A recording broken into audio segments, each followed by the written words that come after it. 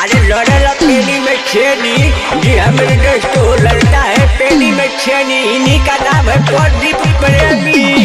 शांति बनाए रखिए, सामान को सामान को दबाए रखिए। आ गए हैं प्रदीप प्रेमी, अपने सुर से स्वागत करेंगे। सब इधर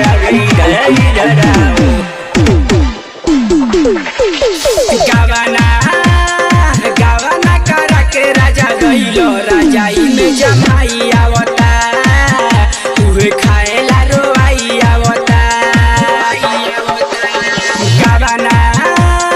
गावाना करा के राजा गइलो, राजाई में जमाई आवता, उहे खाएला रोआई आवता।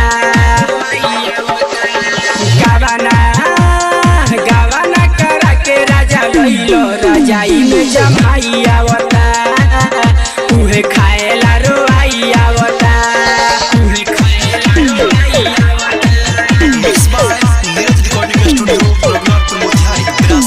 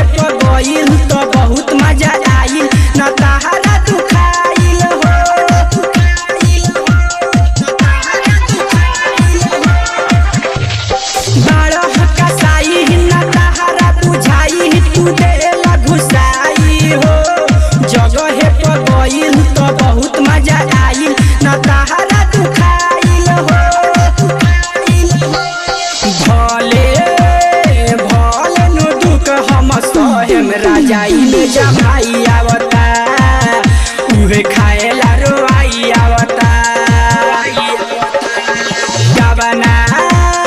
गावाना करा के राजा गइलो, राजाई में जमाई आवता, हमरा खाएला रोआई आवता,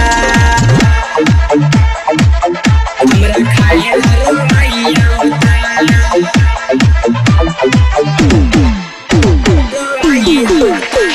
राइटर हो राजकुमार के तो पूछो परेशानी हो, प्रदीप हो प्रेमी तो आज नहीं मानी, करी ही माना मानी हो, करी ही माना मानी हो। राइटर हो राजकुमार कहे ना सह परेशानी, मिली ही तहरा मजा हो, प्रदीप हो प्रेमी के मत तो तू साजा हो। गावाना करा के राजा गइलो, राजाई में जमाई आवता, हमरा खाएला रोआई आवता। गावाना करा के राजा गइलो, राजाई में जमाई आवता।